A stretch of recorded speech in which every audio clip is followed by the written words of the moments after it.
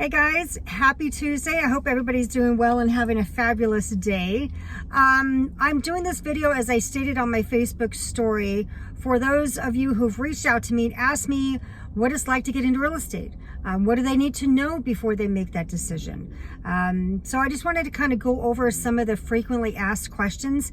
And because there is so much to unpack there, I'm going to go ahead and do these in a series of videos because I can't pack it all into one video. And if I tried, I'd probably bore you guys stiff and you wouldn't want to listen anymore.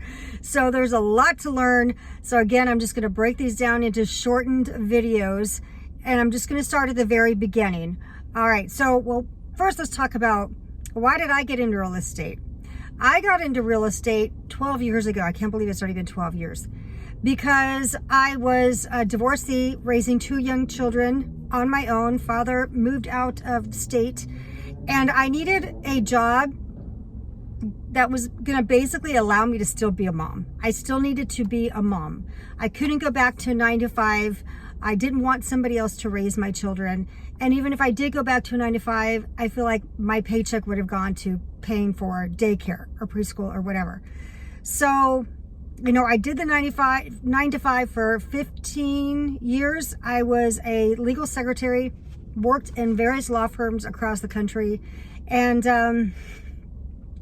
for me, that was a horrible existence, and I never wanted to do that again. I never, ever, ever, ever wanted to join corporate America ever again.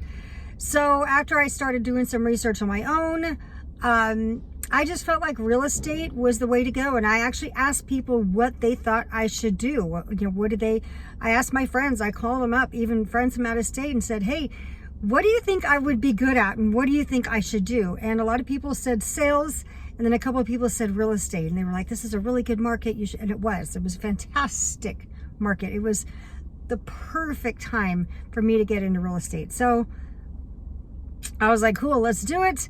So I went ahead and got into it. Now, I didn't know anybody who was in the real estate world, so I didn't really know the questions to ask. So that's what I want to help you guys with, is asking the right questions so that you have the right answers, so you don't, fall for the same BS that I fell for, or make the same mistakes that I made. What is that saying? A smart man learns from his own mistakes. A smarter man learns from the mistakes of others. So that's why I wanted to kind of share some of my experiences with you and answer your questions in a video, so that you can go back and listen to this. So they're all here for you. You can share them with your friends or family who are thinking about getting into real estate. And so here we are.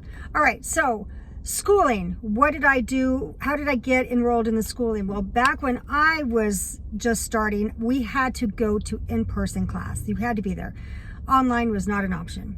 So luckily for you, online is an option. Yay! So you can do all your classes online. And I think it's like $400 or $500. Not sure. Don't quote me on that.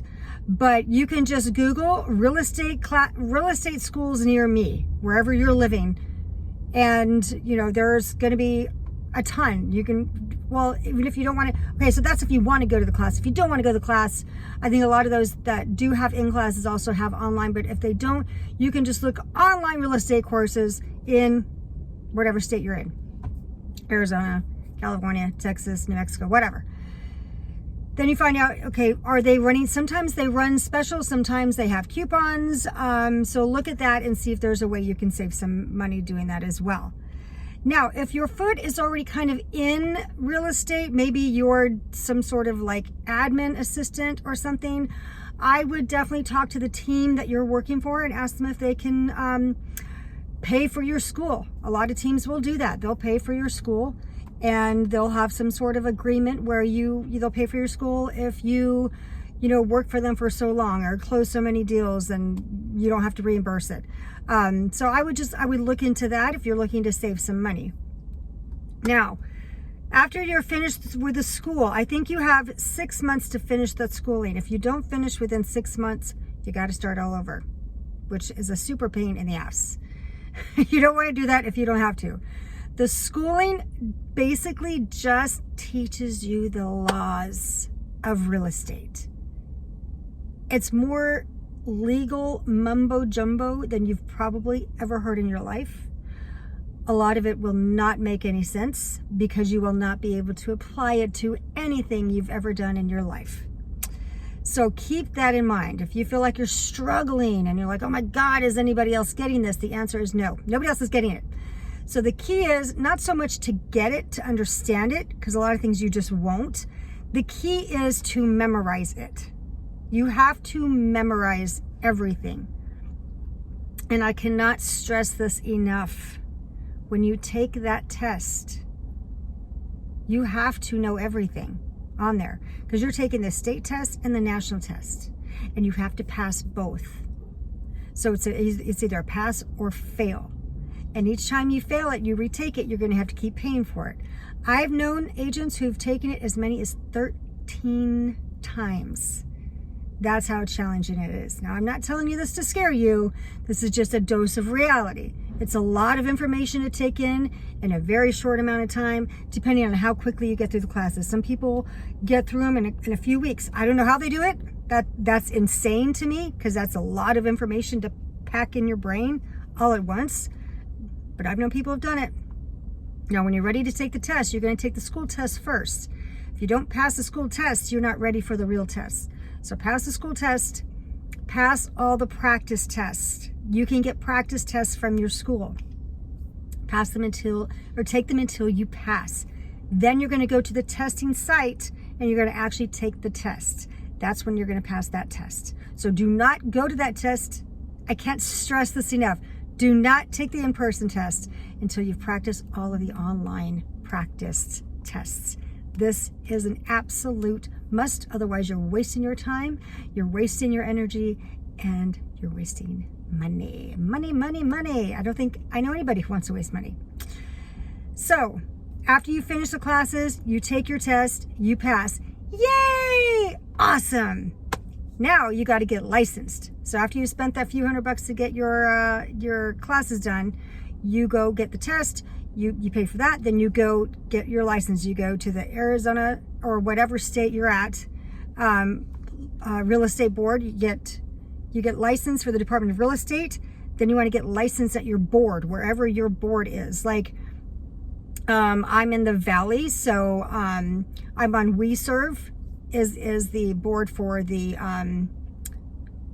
Valley, but if you live anywhere else, you have to find out who the board is for that. So like, I don't belong to the association in Tucson because I don't live in Tucson and I don't practice in Tucson. So mine's in the Valley. So you got to get the state, then the association, and then you also have to pay for your the MLS. So that gives you access to all of the listings and all of that stuff. So those three things are three separate. So at the end of the day, you're probably spending, including school and all of your certifications. Oh, and you also have to get a background check and your fingerprints done as well. So at the end of the day, after paying for all of that, I'm thinking it's probably now, I haven't looked at the fees and costs, so again, don't quote me on this, but it's probably maybe $1,500 or less. There aren't a lot of businesses that you can start for $1,000 or $1,500. So there you go. Congratulations. You got your test done. You're passed. Now you have your state license. Now you belong to your association. Now you belong to your MLS. And now you are ready to go on interviews for brokerages. Yes, you must interview with brokerages. Now they're going to be calling you, they're going to be emailing you because they get the list of names from the school, and they're going to be telling you how wonderful they are and how awesome they are and how much they want you to come and join them, and they offer all these free classes and all this support and this, that, and the other. They're going to confuse you with all these cuts and these splits and these commissions, and it's going to be really overwhelming, and you're not going to know what the hell they're talking about. So that is where I'm going to leave you for right now. Cliffhanger. I'm going to save that information for my next video because I need to unpack just that subject of brokerages and why it's important to interview with a handful of them, what questions you should ask them, and why it is that you're interviewing them not the other way around. So I hope to see you guys in the next video. If you have any questions for me in the meantime, please feel free to message me, or you can even call or text me, 602-918-7019, and I'm happy to help you out. All right, you guys, have a blessed evening, and until then, see you next time.